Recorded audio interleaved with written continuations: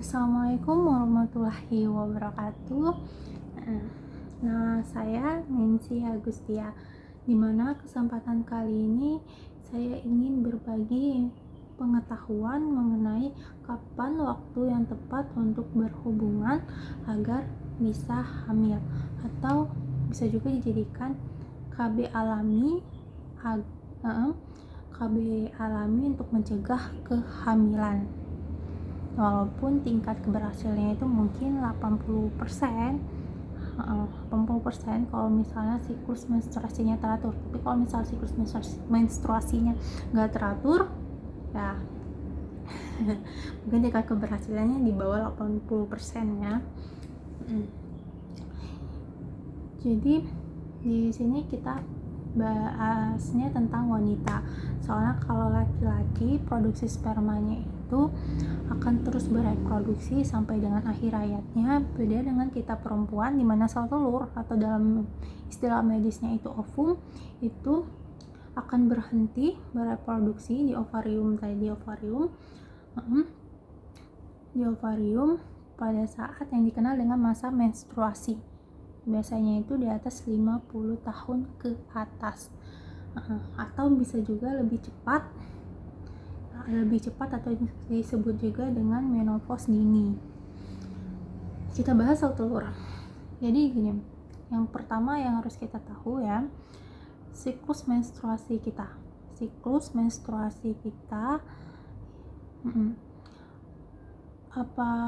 apalagi kalau kita mau menikah itu, kalau bisa 6 bulan terakhir sebelum waktunya sebelum waktunya akad ya, kita tahu siklus menstruasi kita ya, agar kita tahu kapan waktu yang tepat untuk berhubungan. Kemudian yang harus diketahui kedua ya, yang harus diketahui, kalau sperma sudah masuk ke dalam rahim itu dia bisa bertahan 72 jam. Sedangkan sel telur kalau sudah keluar dari ovarium untuk menunggu sperma, dia hanya bisa menunggu sperma selama 24 jam. Inilah yang disebut dengan masa subur atau hari subur kita. Selama 24 jam ini, kalau sperma berhasil untuk membuahinya, insya Allah akan terjadi kehamilan.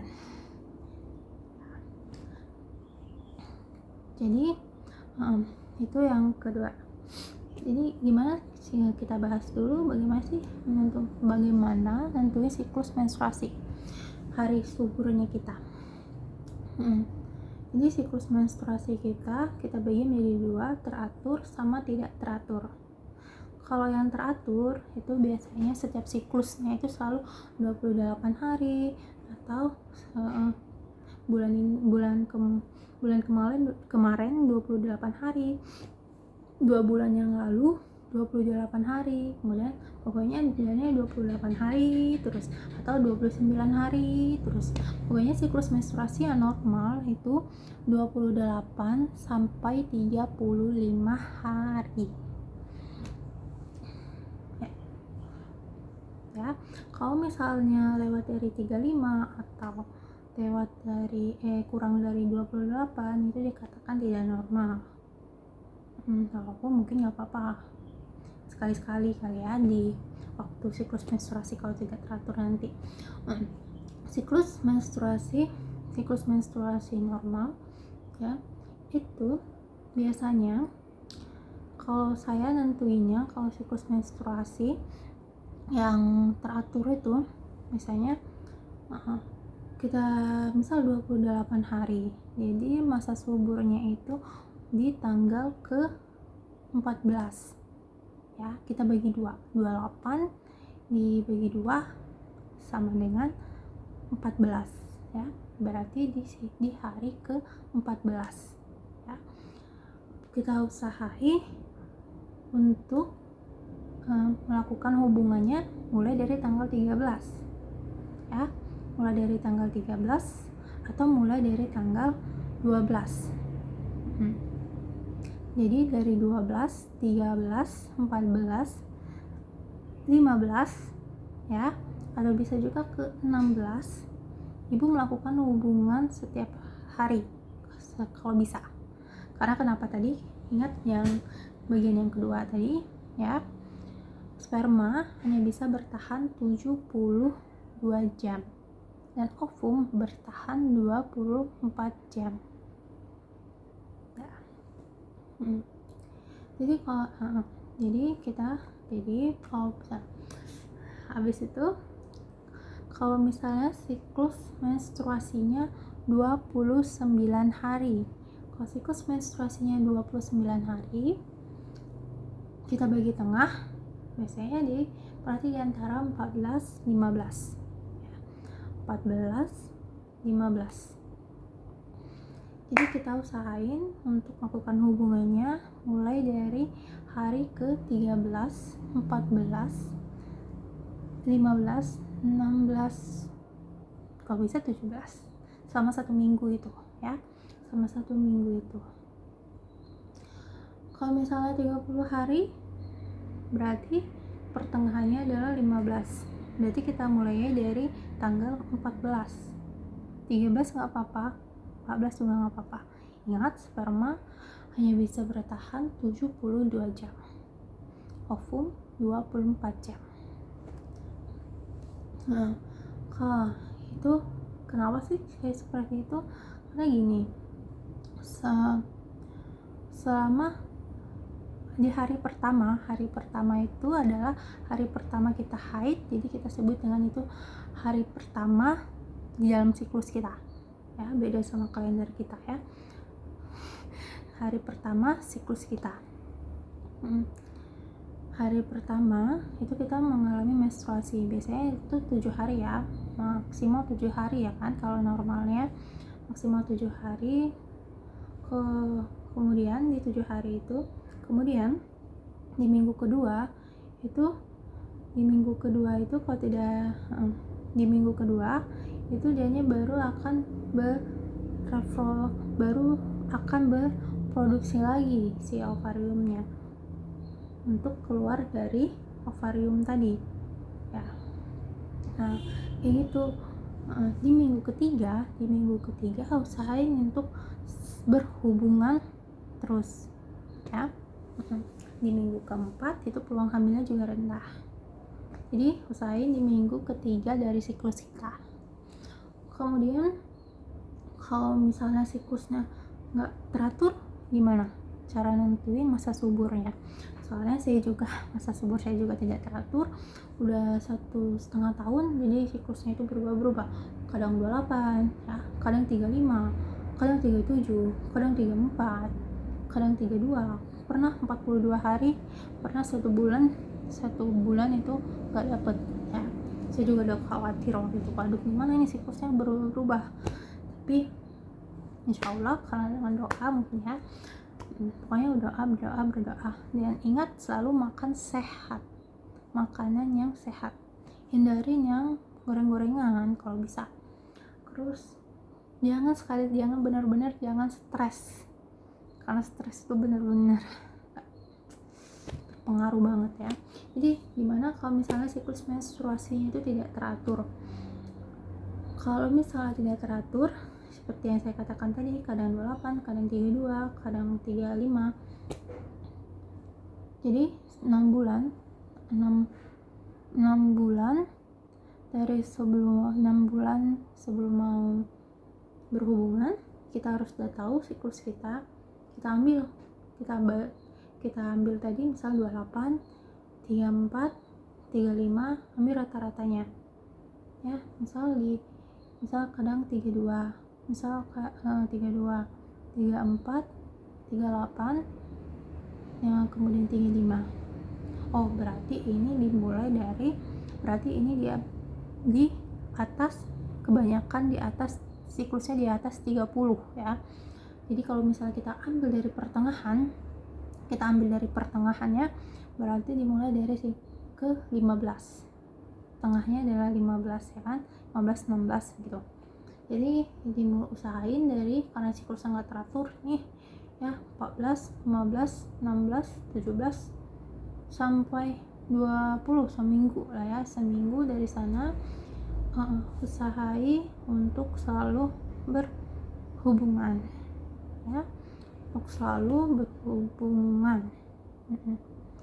Nggak, kalau misalnya mau selang juga nggak apa-apa sebenarnya sih, selang sehari berhubungan, sehari juga sehari enggak, karena sperma tadi ingat 72 jam, ovum 24 jam ya. Tapi kalau bisa sih setiap hari ya, biar lebih maksimal. Nah, itu cara nentuin masa subur ya. Jadi yang perlu, kalau misalnya udah dicoba seperti ini dalam 1 tahun, jadi seminggu itu menstruasi, seminggu itu peluangnya masih rendah ya, seminggu sudah menstruasi tadi, berarti gini aja, minggu pertama itu menstruasi ya, itu kan nggak boleh itu berhubungan. Kemudian di minggu kedua itu peluangnya itu masih rendah ya, peluangnya masih rendah. Kemudian di minggu ketiga, usahain di minggu ketiga ini ibu mulai berhubungan ya, kalau perlu ya lebih banyak lebih sering, karena lebih sering. Kemudian di minggu keempat itu peluang hamilnya kembali lagi menjadi rendah ya. Itu kalau misalnya mau jadi KB alami itu bisa tuh di minggu kedua sama minggu keempat ya. Nah, kalau misalnya udah dicoba 1 tahun, udah mencoba seperti ini, sudah 1 tahun, maka baru ibu melakukan pemeriksaan. Sudah kemudian belum juga menghasilkan, maka ibu mulailah untuk melakukan pemeriksaan ke dokter kandungan ya, atau ke klinik-klinik yang punya laboratorium untuk melakukan pemeriksaan baik itu sperma maupun ovumnya tadi. Di sana kita lihat apakah siapa yang bermasalah nih, maka bisa segera diperbaiki. Sebenarnya ada juga sih sebenarnya kalau pranikah, sebelum kehamilan kita sudah melakukan pemeriksaan, walaupun kadang masih tabu mungkin karena takut nggak jadi nikah gara-gara pemeriksaan pranikah. Sebenarnya padahal pemeriksaan pranikah itu sangat baik agar cepat diperbaiki sebelum nikah gitu. Sebelum nikah ya kayak gitulah. Biasanya sih kalau kita lakukan pemeriksaan pranikah itu 6 bulan sebelumnya itu ya, paling bagus pemeriksaannya. Oh iya, satu lagi nih, kalau yang makanan yang sehat, ini yang ketiga ya, kita sebut aja ini yang ketiga, makanan sehatnya itu yang pasti perempuan harus mengkonsumsi asam folat. Makan makanan yang sehat, coba juga kurma muda atau bozuriat atau apa ya kan, namanya juga usaha. Yang pasti asam folat itu sangat bagus ya. Kalau dari penelitian ya, dari ilmu pengetahuan, asam folat itu kalau bisa dikonsumsi dari remaja pas waktu menstruasi, sekalian untuk menambah darah. Biasanya kan asam folat itu temenan sama ya, untuk menambah darah biasanya dia temenan dengan B12 untuk penambahan darah. Asam folat itu sangat bagus untuk pembentukan tubuh saraf dari kepala bayinya tadi agar tidak terjadi cacat pada bayi. Jadi ya, ibu harus konsumsi minimal 1 bulan, minimal 1 bulan sebelum nikah. Lebih bagus lagi kalau misalnya 2 bulan 3 bulan sebelum mau nikah ya. Kalau untuk laki-laki itu usahain makan yang banyak mengandung vitamin E. Yang mengandung vitamin E ya banyak kan di sayur-sayuran, kecambah atau apalagi ada suplemen yang mengandung vitamin E. Oke. Demikianlah sharing saya tentang berbagi pengetahuan mengenai kapan waktu yang tepat untuk melakukan hubungan agar bisa terjadi pembuahan.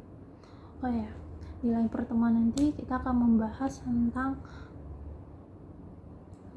tentang siklus menstruasinya tadi ya, hari-harinya itu. Hari pertama itu